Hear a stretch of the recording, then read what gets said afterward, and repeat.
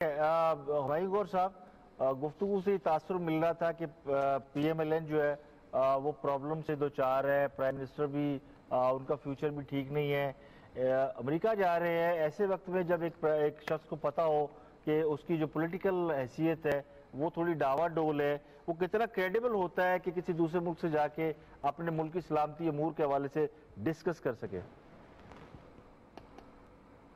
काज़मी साहब देखिए, पहले तो ये कि ये असल वजह दौरे की क्या है, क्योंकि ऐसे ये अहम दौरा है। ऐसे दौरे से पहले दोनों हुकूमतें बयानात देती हैं जिससे हम लोगों को, तजियाकारों को गलत पटड़ी पे चढ़ा देते हैं। Civil nuclear technology, Afghan Af Pak, आप तालिबान के साथ टॉक्स रिज्यूम कराएं, ये तो जाहिरी बातें हैं। और ये कैसे कर सकते हैं? और सिविल न्यूक्लियर टेक्नोलॉजी को हम सर मारेंगे, उसे लोगों का पेट भरेगा। और आपकी सिविल न्यूक्लियर टेक्नोलॉजी चाइनीज के साथ चल ही तो रही है, आप इतनी दूर तो पहुंच गए उसके साथ, आप बाकी क्या करेंगे? आप एक ऐसा कोई मिसाइल बनाएंगे जो गाना गाए? ये सिर्फ एक पर्दा डालने की चीजें होती हैं। असल में ये हाँ नवाज शरीफ को बुलाया है कि मियाँ बताओ, तुमको हमने इलेक्ट करवाया, तुमको हमने मैंडेट दिया है और तुम डिलीवर कर सकते हो कि नहीं, उसकी रिपोर्ट दो, तुम्हारा प्लान क्या है। और जैसे कि अफवाहें चल रही हैं, अगर बाद में रहील शरीफ का साहब गए और अगर ये नवाज शरीफ साहब से नाखुश हुए, फिर उनसे पूछेंगे मियाँ तुम्हारा प्लान क्या है? क्योंकि तुम्हारे, अगर हम इजिप्ट में सीसी के साथ रह सकते हैं, थाईलैंड में से रह सकते हैं, वहां भी रह लेंगे थोड़ी देर के लिए, तुम्हारा प्लान क्या है? हमें अफगानिस्तान से निकलवाओ, बचाओ, निकलना नहीं उन्होंने, बचाओ हमको, तालिबान को बंदा बनाओ। अब प्रॉब्लम ही है कि अफगानिस्तान की हुकूमत के साथ, देखिए ना, वो एक जानवर है जिसके दो सर हैं, एक गधे का सर है, एक घोड़े का सर है, और घोड़ा बड़े गुस्से वाला है, वो अशरफ गनी है। दूसरा अब्दुल्ला गधे का सर लेके बैठा हुआ है, वो इधर जा रहा है, वो उधर जा रहा है। उनके साथ क्या मुज़ाकरात करके क्या किसी चीज पे फैसला करना? एक शरारत कर रहा है, एक ठीक कर रहा है, फिर दूसरा ठीक करता है, तो पहला शरारत करता है, ये वहां चल रहा है। और ये अमरीकनों का किया हुआ है सारा, ये सारा गंद मिडल ईस्ट में और इधर इनका डाला हुआ है। तो अब ये बहुत अहम दौरा हो गया है, सिविल न्यूक्लियर टेक्नोलॉजी, ये सारी इधर उधर की बातें हैं।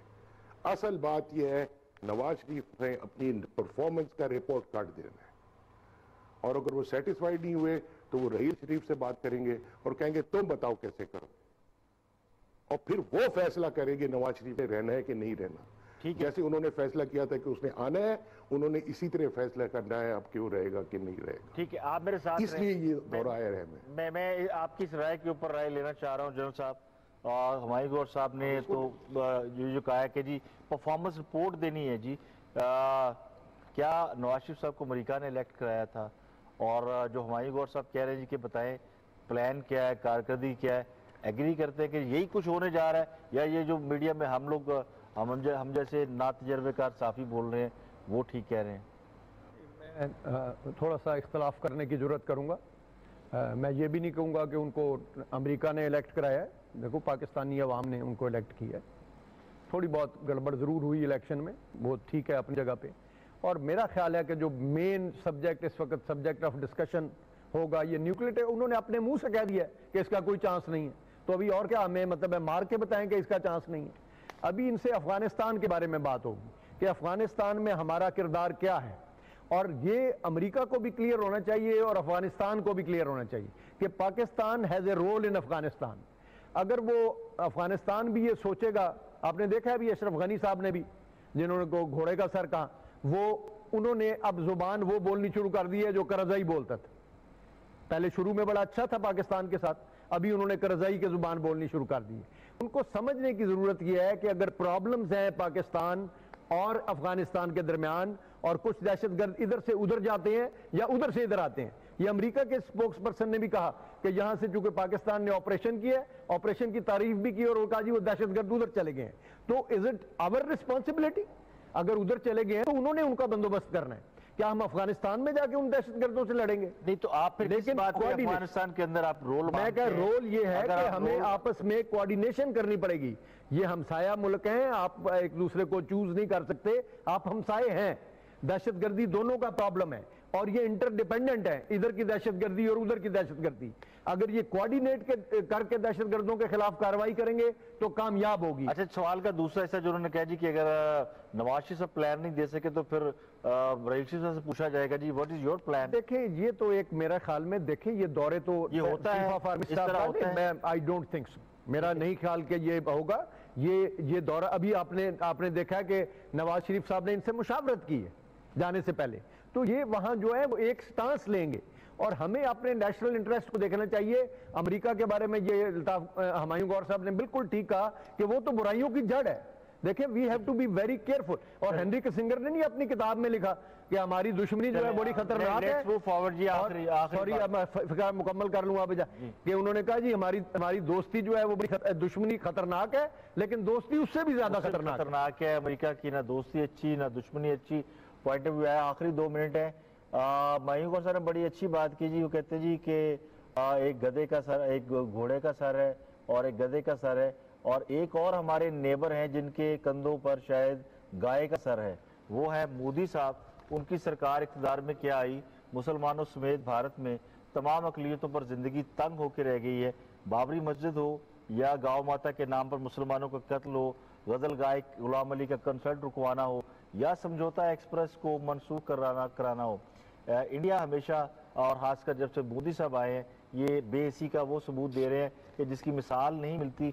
सितम ज़रीफ़ी का आलम ये है, कराची के एक ख़ानदान को बॉम्बे के किसी होटल में कमरा तक न दिया गया। वो सिर्फ वो ख़ानदान नहीं था, पाकिस्तान की तरफ से पाकिस्तानी गए थे। तो ये तौहीन मुझे भी महसूस हो रही है और तमाम पाकिस्तानियों को महसूस हो रही होगी कि ये कौन सी मेहमान नवाजी और ये कौन सा आप पड़ोसी होने का हमारे दावा करते हैं कि वहाँ मेहमान गए हमारे और आपने उनको कमरा तक न दिया, और हम यहाँ आपकी बहू बेटियों को जो वापस करने के लिए तैयार हैं, उन्हें पाल पोस रहे हैं।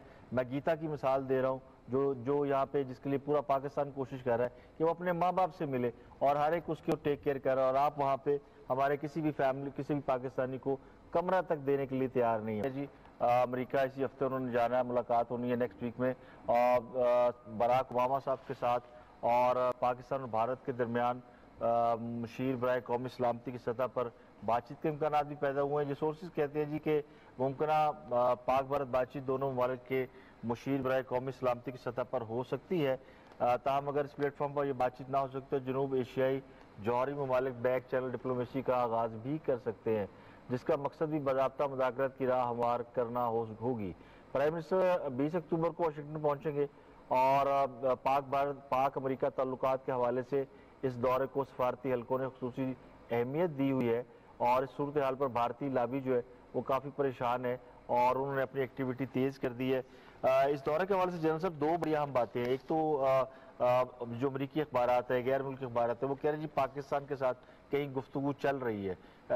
आपका जो जौहरी प्रोग्राम है उसके ऊपर दुनिया को रिजर्वेशन है कि ये बहुत तेज़ी से फैल रहा है और उसको महदूद किया जाए। एक तो ये बताइए कि क्या इस तरह की कोई इतलात है आपको कि पाकिस्तान अमेरिका में सिविल न्यूक्लियर टेक्नोलॉजी माहदे के ऊपर भी पेशरफ हो रही है, और दूसरा आपका जो प्रोग्राम है उसको थोड़ा रोकने की भी या महदूद करने की बात हो रही है।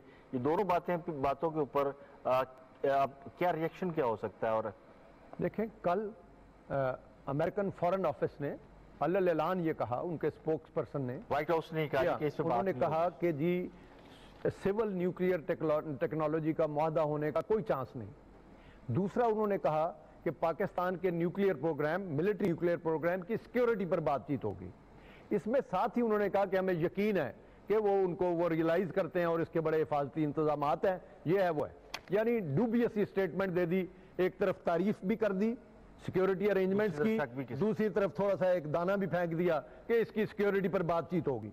तो देखें अगर तो बातचीत उन्होंने न्यूक्लियर टेक्नोलॉजी पर करनी है और वो इस बारगेन में कि वो हमें सिविल न्यूक्लियर टेक्नोलॉजी दे दें, और वो बारगेन करना चाहते हैं कि हमें मिलिट्री न्यूक्लियर टेक्नोलॉजी है उससे महरूम कर दें या उसको कैप कर दें, तो मेरा ख्याल है ये पाकिस्तान के इंटरेस्ट में नहीं है। और पाकिस्तान में बड़ी अच्छी बात जो कल हुई वो कि प्राइम मिनिस्टर ने वहां जाने से पहले एक ब्रॉड बेस्ड मुशाफरत की है।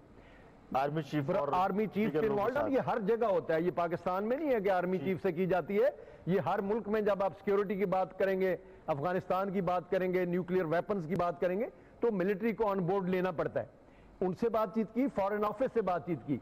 ये मैं छोटी सी एक मिसाल दूंगा eight the cost of 2 minutes कि उफा में जो मुज़ाकरात हुए और उसका एलामिया जारी हुआ तो माशाल्लाह कश्मीर को ही निकाल दिया गया। अगेंस्ट दैट जब इन्होंने ब्रॉड बेस्ड मुशावरत की और यूनाइटेड नेशंस में तकरीर की तो उस तकरीर को एक बड़ा पॉजिटिव फीडबैक मिला और पाकिस्तानी उस पर खुश हुए, कश्मीरी उस पर खुश हुए और हिंदुस्तान में जो है सफ़े मातम भी थी।